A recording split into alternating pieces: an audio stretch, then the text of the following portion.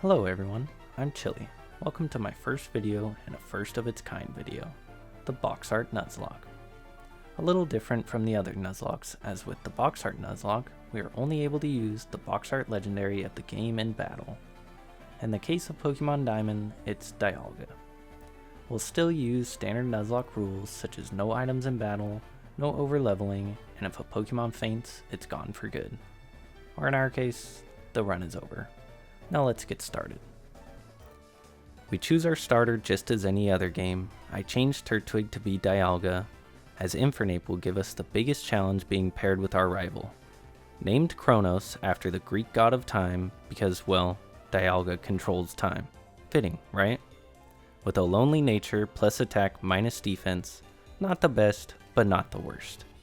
Outside of Jubilife City, we get our first battle with our rival, which is a cakewalk considering we have the god of time and he has a baby monkey. Next is Oreburgh City Gym Leader Rourke, which is also a cakewalk because the special defense on all of his Pokemon is abysmal. We beat him and gain our first badge. At Valley Windworks, we run into our first Team Galactic commander, Mars. Typically a dreaded fight for any skill level player, but thanks to our resistances, her mighty cat goes down to a few Dragon Breaths without breaking a sweat. After speeding through Eterna Forest with Cheryl, we wind up in the city, where we meet everyone's first crush, Cynthia, who so kindly gives us hidden move number 1, Cut. In the gym, you'll notice it's completely different if you were like me and have only played Platinum. But the idea is the same, it's a puzzle. Gardenia leads with her Cherubi, which believe it or not is the greatest threat because of Leech Seed. Thankfully she just uses Growth and after a couple Ancient Powers she's taken down. Next comes Turtwig, which we quad resist and take out with a couple Dragon Breaths. Gardenia's Ace Roserade comes in, but without the Leech Seed giving her extra recovery, she poses no threat and is taken care of. With that, we snag the Forest Badge. Moving on to inside the Galactic building in the north side of town where Commander Jupiter is holding a man's Clefairy hostage. Not cool. Kronos wipes the floor with Zubat, so she sends out Skuntank to avenge her fallen comrade. But due to our superior typing, she'll fall to 3 Dragon Breaths. After the battle, we grab our XP share, which is the only way this run is possible. Although it's slightly against the rules, I picked up a Buneary in Eterna Forest to be able to gain access to Amity Park in Hearthome City for an amulet coin. A key item to be able to afford various TMs for Kronos and the metronome item, which boosts a move that's used consecutively by 10% each time. Outside Hearthome City, we face our rival who's still very underwhelming. Starly is easily handled with an Ancient Power. Slightly scary is his Chimchar, who has now evolved into a Monferno and now has stab fighting type moves, which, as you remember, is one of our 2 weaknesses. But not being fully evolved yet makes him not much of a threat. Weasel goes down to a single Dragon Breath and Roselia falls as well. We skip over Veilstone Gym and go straight to Pastoria City to fight Gym Leader Wake, because both gyms have the same level cap and we are definitely going to need to be at level cap for Maylene. Gyarados somehow survives a quad effective shockwave on a sliver of HP. Thankfully the AI has an IQ of 3 and he just goes for a resisted bite. After he heals, a couple Ancient Powers is enough to finish the job. Quagsire is the biggest threat on his team, having Stab Mud Bomb, which could do some hefty damage.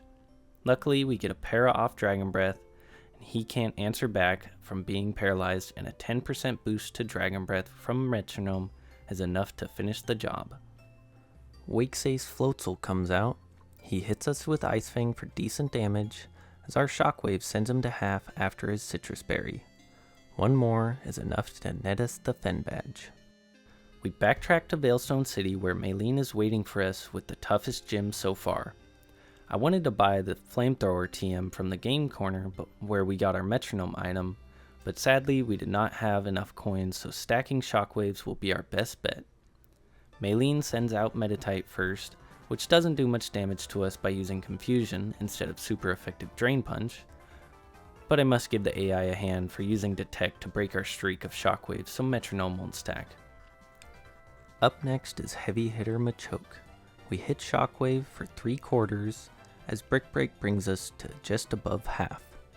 One more Shockwave finishes him off and adds to our metronome stack. Lastly, her ace Lucario, who has Force Bomb, which could probably KO us from here, or a chance to paralyze at least.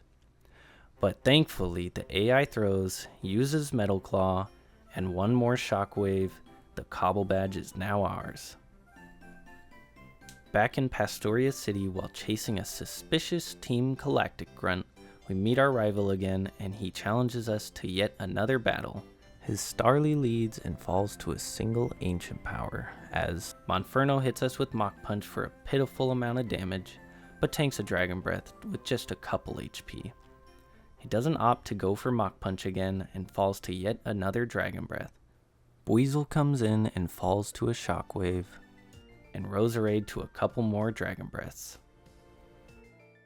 Cynthia asks us about a couple weird Psyducks blocking Route 210 and hands us a secret formula.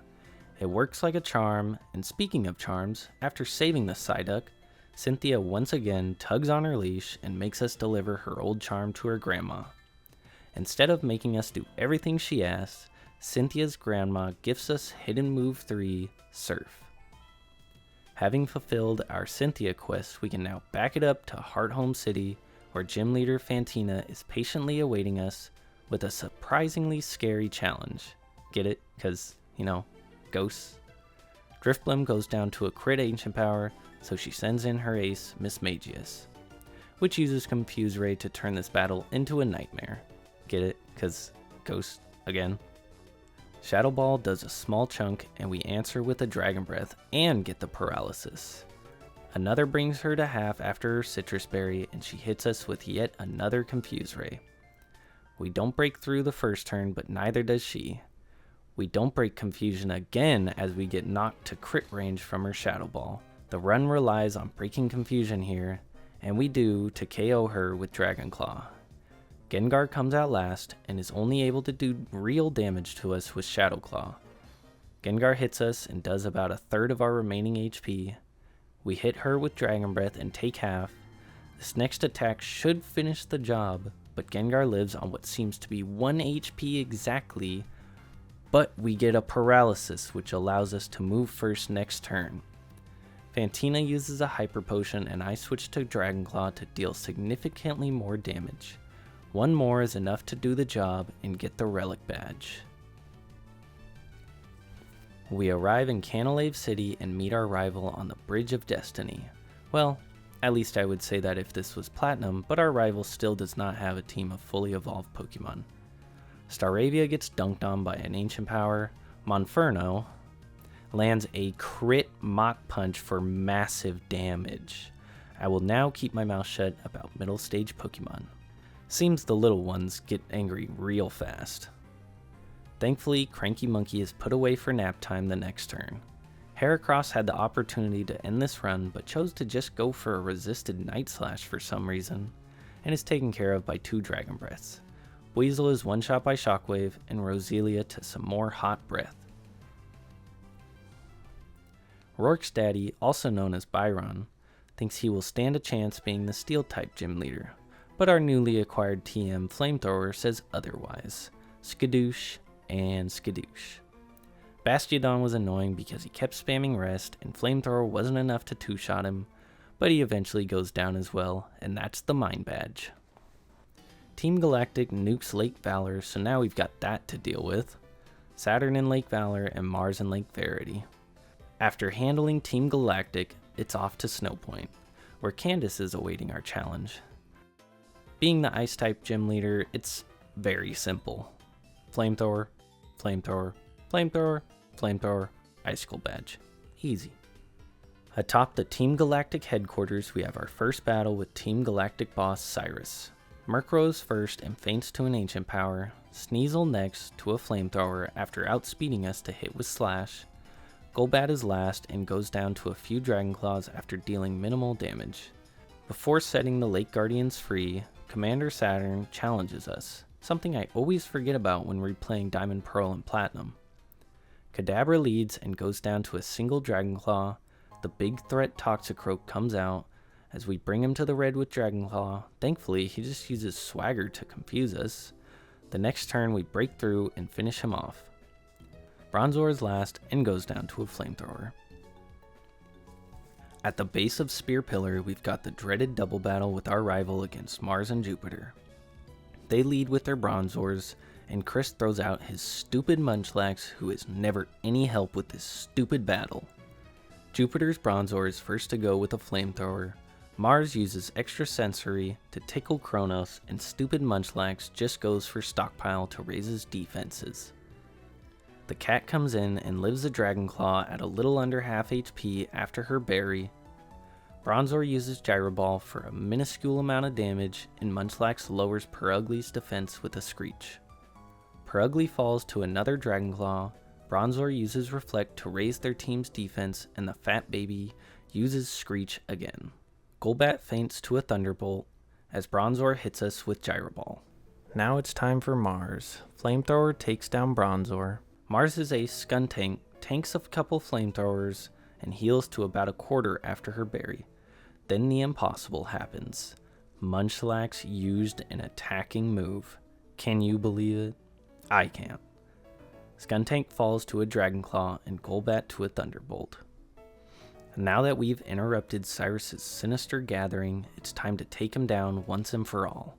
Honchkrow leads for Cyrus and goes down to a super effective Thunderbolt. Weavile comes in next and is definitely the biggest threat on his team. A base stat of 120 attack and 125 speed, and super effective Brick Break ensures him to be a heavy hitter. Thankfully, he opts for neutral damage Ice Punch instead and takes about a third. We answer with a flamethrower to bring him down to a third after his Citrus Berry. Interestingly though, the AI swaps for Gyarados to take low damage from our next flamethrower, but a quad effective Thunderbolt is more than enough to tame him. Weavile comes back in and Cyrus uses a full restore as our flamethrower brings him back down to the red. This run solely depends on what move the AI will choose. And thank God he uses Ice Punch instead of KOing with Brick Break, or this run would have been over. One last flamethrower brings this huge threat down. Crobat is last and confuses us, but we break through and take him down to a quarter, but this is where Fitz hit the shan. In Gen 4, Confusion has a 50% chance to cause a user to hit themselves for 1 to 4 turns. Crobat also knows Air Slash, a move that has a 33% chance to flinch the target. When the target flinches, it will not use an attack or count as a turn of being confused. I think you can see how this is about to play out. First turn, flinch. Second, can't break through Confusion. Third turn, we survive the flinch chance, but can't break through Confusion. Our fate is once again hanging by a thread. If we flinch or get hit by Confusion, the run is over. We survive the Air Slash on just 4 HP, don't flinch, and snap out of Confusion at the perfect time to hit with one more rage-filled Thunderbolt. A battle so stressful, I think I might need to start taking blood pressure medication. And yes, that deserved super slow-mo. Mr. Depresso, aka Gym Leader Volkner, is our next challenge, and his team isn't very scary. The worst thing that can happen is getting paralyzed. Raichu is sent out first, who we hit to half with Flamethrower, as he goes for T-Wave. Our held Cherry Berry cures us of paralysis, and we finish him with another Flamethrower. A super effective Thunderbolt KOs Volkner's Octillery. His Ace Luxray tanks 2 Dragon Claws on a Sliver, but a Flamethrower finishes him while we stay very healthy. We hit Ambipom down to a third with Dragon Claw, as he gets greedy and uses Nasty Plot. Dialga's signature move, Roar of Time, is more than enough to finish the job, and looks super cool in the process. That's all 8 gym badges. Time for the Elite Four. Before the Elite Four, we have to deal with our rival one last time. He leads with his Staraptor, which Thunderbolt one-shots. Infernape is brought to below half with another T-Bolt, as thankfully he misses Focus Blast, which would have been near fatal for Kronos. Another T-Bolt and Wukong is out of here. Heracross is next and barely survives our Flamethrower on just 1 HP. Thankfully he just goes for a resisted Night Slash and falls next turn. Floatzel outspeeds us and hits a resisted crunch for minimal damage as a T-Bolt one-shots him. Big beefy boy Snorlax comes out, we hit T-Bolt and do less than a quarter as he rocks us with a huge earthquake for massive damage. We switch to Dragon Claw and deal about a third as he uses a resisted crunch and gets the defense drop. Not good. There's no way we'll survive another earthquake here. We click Dragon Claw one more time and hope it will be enough. Snorlax survives on just a sliver, but goes for rest thankfully, so a couple more Dragon Claws and a Roar of Time finish him off before he wakes up. On our recharge turn, Roserade hits a resisted Shadow Ball for minimal damage. After recharging, Kronos fires off a Flamethrower to finish off the battle. I wanted to go very in depth for each Elite Four member, but Bugsy, I'm sorry pal, you got the short end of the stick. It's just like Candace all over again. Flamethrower, Flamethrower, Flamethrower, Flamethrower, double Flamethrower. Old Bertha on the other hand, she's a pretty big threat. Being the ground type specialist, she's got one of our two weaknesses in her back pocket, not to mention the Sandstorm from Hippowdon, which will increase the special defense of Golem and Sudowoodo by 50%. She leads Quagsire, and our strategy is to stack Earth Powers with Metronome to be able to one-shot her hard-hitting Golem. Quagsire goes down, which brings out Hippowdon and the Sandstorm. Hippowdon gets hit with a lucky crit, bringing him to a quarter, as she just uses a resisted Stone Edge. Another Earth Power finishes her ace and continues to stack our Metronome. In comes a Powerhouse, and thanks to the 40% boost from Metronome, Golem goes down to 1 Earth Power. Whiscash is next, takes 2/3 from our stacked Earth Power, and misses Zen Headbutt, not that it would have hurt much. One more finishes her off. Sudowoodo tries to avenge his fallen team, but gets one-shot by Earth Power, even a crit just to show Bertha who's boss. Third is Fake Flint, having only 2 actual fire types on his team. I'm not sure how he got this job, but he does have a Lopunny, with Mirror Coat, a move that doubles any damage done to the user via a special attack. I will never understand why anyone thought it was a good idea to give Lopunny Mirror Coat, but with that being said, we definitely need to be able to one-shot him. Rapidash is out first, who we barely outspeed and one-shot with Earth Power. The big threat of Infernape follows him into battle, and after tanking an Earthquake to stay above half, follows Rapidash to the grave. The scary Lopunny comes out, and we click Roar of Time to guarantee the one-shot. Steelix comes out, but just opts for Sunny Day on our recharge turn, thankfully. We turn that against him and cook him with a sun-boosted Flamethrower. Drifblim is last and gets one-shot by a single super effective T-Bolt. Lucian is a problem from Mr. Mime with Light Screen, having special attacks if he gets the chance to use it. Thankfully our TM bag had Shadow Claw in it, and Kronos was able to learn it and one-shot him before he could set up any defense. Our Shadow Claw just doesn't quite get the one-shot on Medicham, as he responds with a crit Ice Punch for half. After Lucian's full restore, we hit him again and get a crit, which would have been nice the first time, but whatever. Alakazam outspeeds and hits Psychic for a chip of damage, and our Shadow Claw brings him down. We foolishly use Shadow Claw instead of Flamethrower on Bronzong for only about a quarter, as they set up a Calm Mind, raising both their special stats.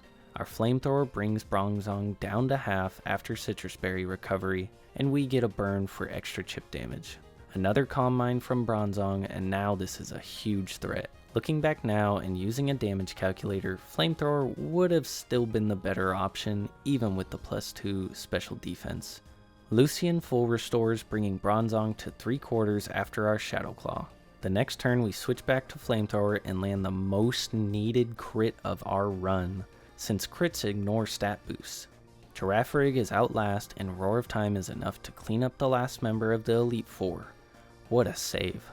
And now, it's time for the champion, our queen, Cynthia. Her team is filled with 4 absolute terrors: Lucario with Aura Sphere, Gastrodon with Earthquake, Milotic with Mirror Coat, and Garchomp also with Earthquake.